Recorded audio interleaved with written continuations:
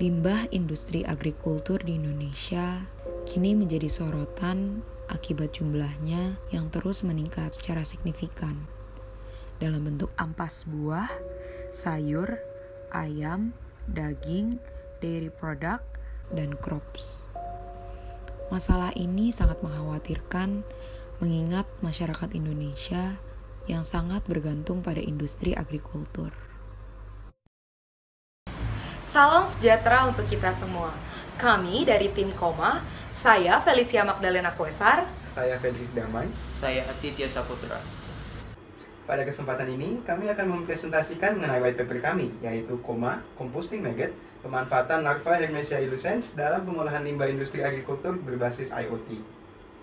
Seperti cuplikan di awal video ini, pencemaran limbah agrikultur sangat berdampak pada lingkungan, terutama terhadap kelangsungan hidup sebuah ekosistem. Saat ini, sektor agrikultur terus berkembang secara intensif dan bahkan menghasilkan lebih banyak limbah setiap harinya. Jika tidak diatasi, hal ini berpotensi menimbulkan ketidakstabilan ekosistem hingga bibit penyakit pada manusia. Dalam mengolah limbah agrikultur, beberapa tantangan terhadap sistem yang ada saat ini adalah kurangnya optimalisasi manfaat ekonomi dari limbah agrikultur, kurangnya penjagaan keadaan batas wajar lingkungan, dan proses pengolahan yang dinilai sulit untuk dilakukan serta tidak sebanding dengan biaya yang dikeluarkan. Melalui white paper ini, kami akan melakukan evaluasi terhadap sistem pengolahan limbah konvensional sebagai acuan pengembangan sistem pengolahan limbah yang lebih baik, mengulas alternatif sistem pengolahan limbah agrikultur menggunakan larva HI dengan integrasi IoT, meninjau efektivitas sistem Koma, dan meningkatkan kesadaran masyarakat akan pentingnya pengolahan limbah agrikultur. Lalu apa itu Koma? Produk kami, Koma, merupakan sistem upcycling limbah agrikultur menjadi pupuk kompos dengan menggunakan larva Hermesia illucens dengan integrasi sistem Internet of Things. Koma terdiri dari beberapa komponen penting yang membedakannya dengan pengomposan konvensional. Pertama, terdapat kontainer sebagai wadah penampungan dan pengolahan limbah organik. Pada tepi kontainer, terdapat kotak penampungan prepupa untuk penampungan prepupa. Di bagian sisi dalam, terdapat dua tanjakan prepupa paralel sebagai jalur migrasi prepupa menuju kotak penampungan. Koma dilengkapi dengan 3 jenis sensor pada bagian dasar kontainer di balik false bottom, yang digunakan untuk mendeteksi dan mengukur pH, temperatur, dan kelembapan di dalam kontainer. Di kedua sisi dinding dalam kontainer, terdapat pipa saluran air yang digunakan untuk mengontrol temperatur dengan pengaliran air. Di luar komponen pada kontainer, terdapat receiver yang digunakan untuk menerima dan meneruskan sinyal yang dipancarkan oleh sensor menuju monitor. Monitor merupakan komponen fisik akhir yang digunakan untuk menerima sinyal dari receiver untuk observasi pengomposan secara berkala. Untuk dapat bekerja maksimal, Koma memerlukan Hermesia illucens sebagai agen biokonversi limbah. Serangga ini memiliki fase telur, larva, prepupa, pupa, hingga serangga dewasa. Fase larva merupakan fase terlama, sebab hanya pada fase ini organisme mengumpulkan energi. Larva mampu mencerna berbagai macam limbah dalam jumlah yang besar, hingga 7 kali berat badan larva. Hal ini mendasari penggunaan larva Hermesia illucens untuk proses biokonversi. Kini akan dijelaskan mengenai proses pengomposan dalam sistem Koma. Ini dimulai dengan perakitan komponen dan pengaktifan perangkat IoT. Sistem Koma menggunakan metode batch, sehingga diperlukan akumulasi limbah organik terlebih dahulu. Ketika kontainer sudah berisi limbah organik, maka larva dengan rasio 1:7 bagian limbah ditambahkan ke dalam kontainer untuk melakukan proses biokonversi. Proses ini akan berlangsung selama kurang lebih 20 hari, dan dalam waktu ini, pH, temperatur, dan kelembapan akan terus berubah dan dimonitor secara berkala oleh sensor.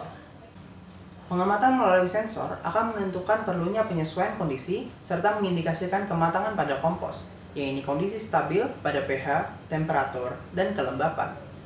Dalam kurun waktu 20 hari, larva akan berkembang menjadi prepupa dengan corak gelap yang bermigrasi menuju kotak penampungan dengan intensitas cahaya rendah.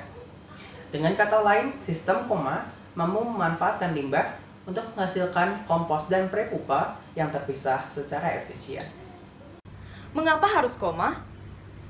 Kelebihan eksklusif produk kami adalah dapat mengurangi jumlah patogen seperti E. coli dan Salmonella dalam proses pengomposan limbah. Lalu, prepupa dapat dijadikan sebagai pakan ternak karena kandungan zat kitin dan protein yang tinggi. Selain itu, kandungan lemak yang tinggi juga dapat digunakan untuk biofuel. Dan yang terakhir, sistem IoT yang diintegrasikan dapat memaksimalkan proses pengomposan limbah secara efisien. Pada bagian ini, kami akan membandingkan pengomposan sistem konvensional dengan sistem KOMA. Pertama, dalam hal pengomposan sampah organik hewan dan tanaman. Sistem konvensional membutuhkan adanya pemisahan, sedangkan sistem KOMA tidak memerlukan adanya pemisahan. Kedua, dalam hal waktu pengomposan. Sistem konvensional membutuhkan waktu lebih dari 2 bulan, sedangkan sistem KOMA hanya membutuhkan waktu kurang lebih 3 minggu saja. Ketiga, sistem konvensional menghasilkan bau yang tidak sedap, sedangkan sistem KOMA tidak menghasilkan bau. Dan yang terakhir, kualitas kompos sistem KOMA sangatlah bernutrisi tinggi jika dibandingkan dengan sistem konvensional.